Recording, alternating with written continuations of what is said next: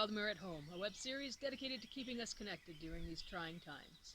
In this episode, we'll be talking to the Honorable Lord Dietrich about the kingdoms of Bardic College, hear a song from Lady Inês, get a peek into Lord Rorik's music studio, hear about the Queen's Prize tourney from Duchess Adrielle, and more. But first, we'd like to take a moment to share these words by Baroness Zara Tesfaye, the SCA Corporate Diversity, Equity, and Inclusion Officer, taken from her statement published on June 2nd. As so many of us struggle with the pain of separation from one another socially, so too do we struggle with the realities of systemic inequality and racism in our society. Our core values, which guide us in even these darkest of times, include the following tenets: to act in accordance with the chivalric virtues of honor and service, to value and respect the worth and dignity of all individuals, and to practice inclusiveness and respect pluralism and diversity. If we are to live by our core values, then there is only one path forward. We must both fight against systemic injustice and support those that do. My SCA stands against bigotry. My SCA will not be silent and therefore complicit in the face of injustice. You can read Her Excellency's full message on the SCA's official Facebook page. Thank you, Your Excellency, for those words. May we all strive to live by them. Now here's a brief rundown of what's been happening in the kingdom since our last episode, and a few things we forgot to mention last time. For news on the virtual Lady Mary event, held on May 2nd, we go now to Her Excellency Sciath. Hi, this is Baroness Sciath from Rising Waters to report on the virtual celebration of the Barony of Rising Waters. It became quite apparent towards mid-April that we would not be able to host spring coronation as we'd hoped, nor were we going to be able to hold the Lady Mary Memorial Tournament either. And so scarce a week after their majesties took charge of the lupine thrones of Ealdormere, we joined together through the magic of Zoom to celebrate and raise many a cheer in celebration of the barony. The event took place in 3 separate Zoom sessions, and participants had the opportunity to dust off their feast gear and their garb and join us in great cheer. Their majesties had encouraged their territorial baronages to hold court as necessary, and so we started off with a baronial court. We were joined by their majesties King Britannicus and Queen Isabel, who gave a small comment in celebration of the Barony of Rising Waters, and we were quite grateful for their presence. The court business that I'd conducted during that court included praising those who continue to work in healthcare and in essential services, as well as those who work from home to make protective gear, and for those that are staying together as a community and supporting each other. Lady Runa Solvigar's daughter was then recognized with an award of the Chalice's Crystal for her service to the barony, and Lord Rhys of Anglesey acted as a courier to ensure that the award scroll and token were received by Runa as well. Once court had ended, we had a brief pause, and we were able to begin the second part of our virtual celebration. We had a feast. Now, you might think, how do you have a feast when you don't have a feast steward? Well, this gave everyone a chance to be a feast steward in their own home. What a wonderful opportunity to explore medieval recipes. But, you know, since not everybody is familiar with medieval food and medieval recipes, we made sure that we had a feast mentor, and Mistress Aveline was available for folks to consult with if they had any questions about medieval recipes or how to prepare a medieval feast. So that was very interesting. The feast began with meals prepared, tables dressed in linen and spread with feast gear, and candles lit. There was light conversation during the feast, and I found it interesting how much more time passes quickly when you're not actually sitting at feasts with people in real life. There was also entertainment coordinated by Lady Widow Kate of the Lake, stories and songs to delight. The post-rev, after a brief pause, of course, to clean your feast gear and your table, the post-rev began at 8, and we were joined by bards near and far, outside of Ealdormere and within Ealdormere, to celebrate the Barony of Rising Waters. The event, over the 3 sessions, was attended by 45 to 72 participants, with court and the post-rev being the most popular activities. We've been very fortunate to have on our website a virtual barony page so that we can help support our local baronial members to keep up to date, keep active, and keep in touch with each other. Thanks a lot. Bye. Thank you, Your Excellency. Also in May, on the 9th, the Shire of Trinovantia Nova held its 20th anniversary as a Facebook event. It included a presentation by the Honourable Lady Orla, bardic activities, trivia, and an Ealdormere dice drinking game. Count Steiner has begun producing videos on SCA Combat, which have been released on the Blood and Sweat Training YouTube channel. So far, there are 2 videos in the series. The first discusses flat snap shot mechanics, while the second deals with wrap techniques. So far, the 2 videos have been viewed over 300 times. Sir Elfwin and Sir Bess participated in the 6-part Female Knights Roundtable, designed to inspire and motivate fighters and trainers and to encourage more women to start and continue on their path to the chivalry. Episodes have been airing live in the Known World SCA Virtual Fighter Practice Facebook group, with recordings of the episodes being released to their YouTube channel. You can read more about this exciting series and find links to the videos on the Female Knights Roundtable 2020 Facebook page. Thanks to a Facebook screen capture, we can see that apparently a certain duchess has sold the canton of Skeldergate. I wonder if anyone has told Their Excellency Septentria yet. Treya Thule held an online Memories of Pikemans event on the weekend of June 6th on Facebook. Participants posted photos and favorite remembrances of past Pikeman's Pleasure events. One of the memories that came up often was when former Baron of Septentria Kinred seemed to fall into the water that ran through the original event site every year, causing many to refer to the waterway as Kinred's Bath.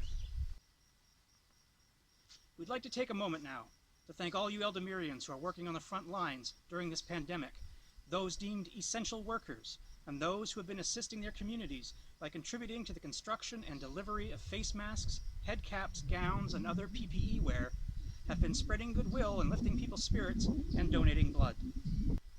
We posted to the official Kingdom of Ealdormere Facebook group and asked for your nominations of those who have been doing good. As of the time of production, these are the names we received.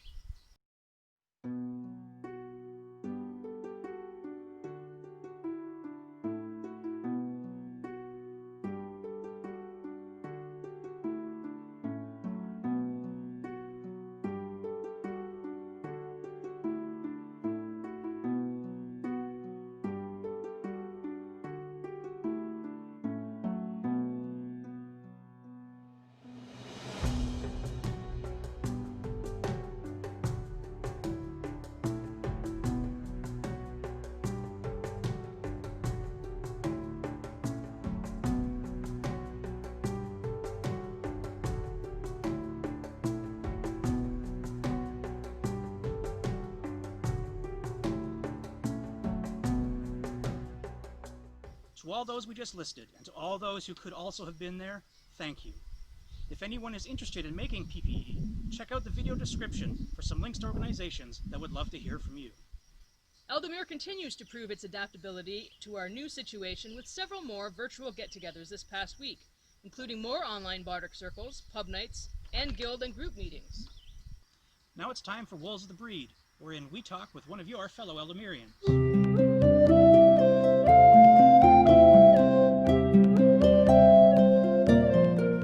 Today we're speaking with the Kingdom Bard, who was appointed during the Ealdormere Bardic Circle on June 6 by their Majesties Britannicus and Isabel.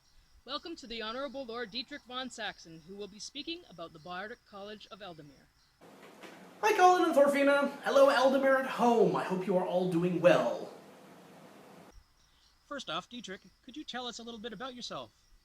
So for those of you who don't know me, my name is the Honourable Lord Dietrich von Sachsen. I presently have the honour and privilege of serving as Kingdom Bard to their Majesties Britannicus and Isabel. I've had the privilege of serving in that position a few other times in the past, and I've been part of the Bardic community here in Ealdormere for the past 9 or so years. For those that may not know, can you tell us a bit about the Bardic College? The Ealdormere Bardic College is a voluntary association of those people who are interested in the Bardic arts. Now, what do I mean by the Bardic arts? Well, there's no hard and fast definition, but the more broad definition that I'm going to go with for this discussion is any sort of art that is performative in nature. These include things such as singing, something that Ealdormere is quite famous for, songwriting and composing, instrumental music, spoken word like poetry and storytelling, and these can include both period pieces, things that were written within the SCA's time frame, or what we call SCA music, stuff that was written by people who are currently, or were in the current Middle Ages, either about period topics or about the SCA at large. So what does the college do? Well, it promotes, at its most basic level, Bardic within the Kingdom of Ealdormere. We do this not only by supporting our individual members in their Bardic activities, but we also create Bardic spaces, things like running Bardic circles or organizing performances at feasts. We also promote a larger Bardic education by producing songbooks such as Cry of the Wolf, Bardic recordings such as the Bardic Kitchen Party, and occasionally we do fundraising for things like the Ealdormere Teachers Fund. You don't need to be an official bard to be a member of the Bardic College, nor do you have to have any sort of particular renown as a bard. You don't have to be, Mistress Marion of Heatherdale or Master Hector to be a member of the college. You just have to have an interest in the Bardic arts. I know Bardic colleges work differently from kingdom to kingdom. Is there anything that makes our college unique? The Ealdormere Bardic College reflects the broader culture of Ealdormere, which I suspect is something that's true of other kingdoms. Unlike other kingdoms' Bardic colleges, this is not a sponsorship order, it's not a challenge order, you don't have to be appointed to be a member here. It is very much a group of equals and a very much democratic organization. Although as the Kingdom Bard I am the nominal head of the Bardic College, and I use that term very loosely, anyone can contribute to the Bardic College.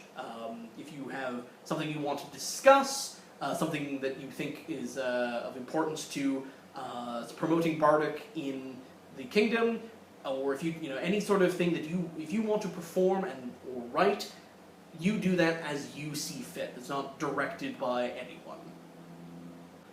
So, generally speaking, the Bardic College has at least one meeting a year. We have a Bardic Moot at Fruits of Our Labours, which is the event over the May-long weekend hosted by the Canton of Bernard-Twinog.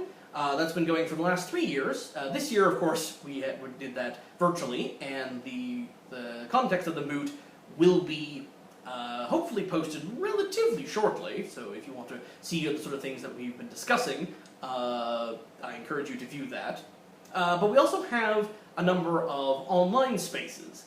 We have a Facebook page, which is the Bardic College of Ealdormere, and we've also set up a Discord server for the college where we can work on discussing things that we can work on, which includes workshopping stuff that we're currently writing. I just recently finished the first draft of a song that I've been working on, and I've been running it past the other members of the college for their input. And I must say, these online spaces have actually been very good for the health of Bardic in Ealdormere. I know it's somewhat perverse given during a pandemic, but the fact that we have been able to make time and space for Bardic really has been a blessing in disguise, a silver lining to this whole having to stay home and be socially isolated from each other. So if you are interested in joining the Bardic College, just find us on our Facebook page, and if you're interested in joining the Discord, you can send me a message on Facebook and I can link you to it. I do have one little sort of side request here. We are currently working on putting together the old bards.ca website back into a more modern form. So for those of you who may have had Bardic pieces, like lyrics and poems and the like, on the old Bardic website, we would very much be interested in getting your permission to post those things. So if you're interested in having your stuff on the new bards.ca, or conversely, if you are interested in not having them on the bards.ca, I'd like to know that too. So by all means, drop me a line either on Facebook or by email at kfpayet@gmail.com. Thank you, Dietrich. Thank you very much, Colin and Thorfina, and to Ealdormere, please stay inside as much as you can, be safe. On behalf of the Bardic College, we miss you all very dearly, and we hope to see you again as soon as we can. Take care! Next we have a musical performance by Lady Inês. Hello, Lady Inês de Freitas here, with a new song for you. Well, actually an old song, a period one in English, called When Griping Griefs.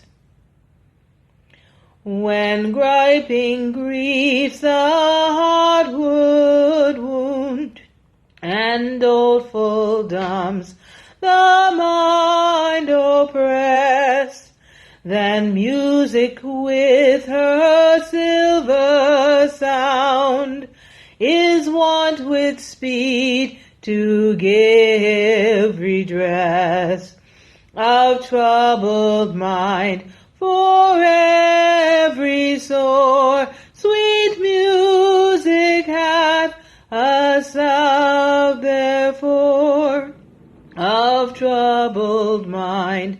For every sore sweet music hath a salve therefore. In joy it makes our mirth abound, in grief it cheers our heavy sprites. The careful head relief hath found by music's pleasant sweet delights. Our senses, what should I say more, are subject unto music's lore. Our senses, what should I say more, are subject unto music's lore. A heavenly gift that turns the mind, like as the stern doth rule the ship. Music whom the gods assigned to comfort men whom cares would nip. Since thou both man and beast doth move, what wise man then will thee reprove? Since thou both man and beast doth move, what wise man then will thee reprove? Wassail! Thank you, Inês. Thank you. The theme for Ealdormere at Home was composed by Rorik of Septentria, who is going to let us get a glimpse inside his studio.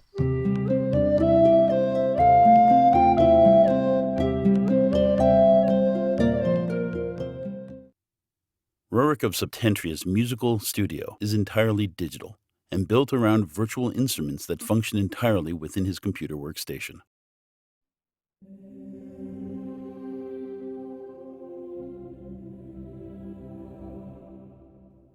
He uses a full suite of virtual instruments, which are built from live, recorded samples and programmed to be incredibly realistic.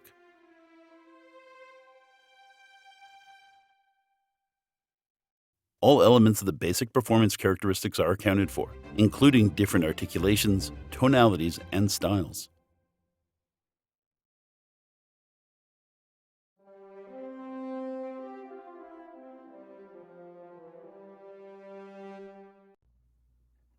He then records this into a digital audio workstation, or DAW software.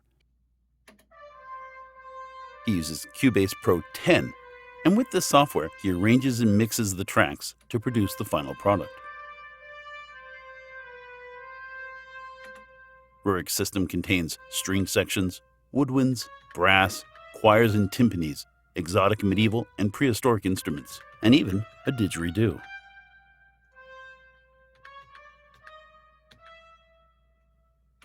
In terms of process, Rorik tends to start with a melodic theme, and then builds around that. A symphonic ensemble is capable of an enormous variety of textures and tones based on the arrangement and instruments used. The entire process, from the music conception to the final mastered mix, takes place inside the computer, and the technical specifications and abilities of his system allow professional quality output. He then composes using a combination of music notation software, where he lays down the foundations of the music, with live and sometimes ad-libbed performances that are recorded directly into the track via MIDI keyboard. These are then added to the notated music afterwards.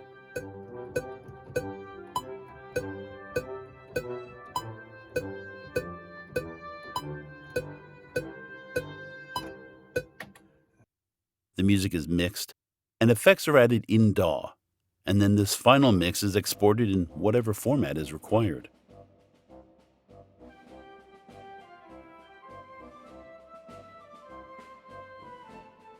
Rorik first became interested in symphonic music when he received a copy of the Star Wars soundtrack on vinyl for Christmas in 1978. He became a fan of John Williams, and from there developed a serious interest in orchestral music of all types.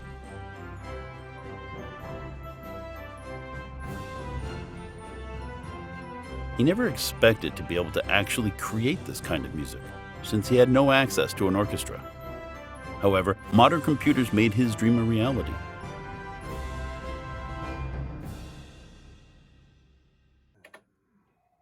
One of Rorik's favorite musical pastimes is to compose music for some of the people he knows in the SCA. He says that since he does not feel able to craft physical goods to bestow his gifts, he can engage creatively and craft theme music for people who have inspired him.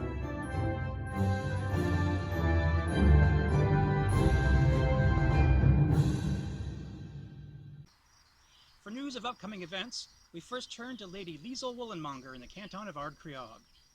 Hi Ealdormere, Ard-Creog and the Trillies Committee wants to brighten up your spirits. We're going to have a war. We're planning on a series of Jeopardy games during the traditional July 1st weekend so that we can have a war of the wits. So get your wits about you, collect your wits in groups of 5, and go to the Ard-Creog or Kingdom Facebook page to find out how to register. Thank you, Lysele. We return now to Her Excellency Sciath, who will tell us a bit about the upcoming Shut Up and Research event. Hi! Shut Up and Research, Your Persona, is an event that's been organized by Lord Quicktongue Philius Brenku and his partner, Margaret Young. The event is coming out of the panel session we had. No, not a panel, it was more of a round table. It was a round table on persona development at Fruits of Our Labor last month. We had such a fantastic time and there was so much good conversation coming out of it, and people really wanted to spend more time doing research. We actually started talking about research strategies. So this session on June 12th from 6 p.m. to 7:30 p.m. on Zoom is going to focus on providing folks with an opportunity to talk about research strategy, what sources are useful to them, what are good sources, and sources that are just not great. So we look forward to having a really great conversation about persona development, and hopefully we'll see lots of people come out. Thank you once again, Your Excellency. And now we have one last guest for this episode, Duchess Adrielle Kerrec, who is here to tell us about the Queen's Prize tourney. Hi guys, thank you for having me here. It's good to be seen virtually, I guess, if I can't see you all in person. My goal this year is to hold another QPT. For those that don't know what QPT is, it stands for Queen's Prize Tourney, and it is an event I started, I've kind of lost track of how many years ago. But it's a competition, it's an arts and science competition geared towards getting people involved in the arts and sciences. Entry is restricted to novice entrants, so specifically those who have an AOA or lower. It's not to limit it, but it's mainly to provide them some sort of mentorship for newer artisans by the crucibles and the laurels. The entrants get to get some feedback, they get to have an opportunity to meet others who do similar stuff, and it's also a great opportunity for our mid-level folks to hone their judging skills. It's done in a very non-confrontational or judgmental manner, even though there is judging. It's done as a round table where people get to geek out with people that share their interest over the same arts and sciences. The way it works is if somebody wants to enter, they find a sponsor, someone who has a crucible or equivalent if it's from another kingdom, and or a laurel. And the hope is that the crucibles and laurels will make it known if they want to sponsor somebody. The sponsor acts like a mentor and helps the person prepare and maybe answers questions they may have about documentation, and is there to bounce ideas off as well as that sort of thing. As far as the actual entries go, they don't have to be 100% completed. They can be a work in progress or even a failed attempt. Document doesn't have to be a novel or a dissertation. It can be a basic of, this is what I made, this is why I made it, this is how it works, I learned this, next time I would change XYZ. In addition, everything that people make is on display all day so that everybody can see it and become inspired by them. As I mentioned, there are sponsors. Those are the crucibles and the laurels, and another duty of the sponsors is that they have to make a prize equal in number to the number of people they sponsor. Now, what I mean by that is if I sponsor 3 people, I have to make 3 prizes. But those prizes do not go to the people whom I've sponsored. They will go to 3 people that I pick throughout the day. Most important question is, how do you enter? Well, as I said with many things, there will be a sign-up online. Where basically it's a spreadsheet that I have worked in conjunction with the Kingdom Webminister that gets filled out, and it comes directly to the Wrangler, and the Wrangler takes that information and schedules time slots and everything for everybody. The time slots are usually 20 minutes long. If people are only available, think they can only make the event in the morning or the afternoon, if they let me know, the Wrangler will definitely try and accommodate all of that. I really appreciate you guys giving me some time to talk about QPT. As pretty much everyone who has met me knows, I have a passion for the event and I love it. So thanks. I hope everybody is staying well. Doing my best in my little church house, and Ealdormere, I miss you. Thank you, Your Grace, for taking time to speak with us today. To keep up to date on upcoming events, make sure you check out the Kingdom calendar on the Kingdom website. You don't want to miss the Brewing Roundtable on June 10th, Shut Up and Research on June 12th, or Ealdormere Internet versus Beer on June 13th. Well, that's all the time we have for this episode. Take a look at the video description for links relating to this episode's stories. Until next time, stay safe, Ealdormere. We'll see you at home.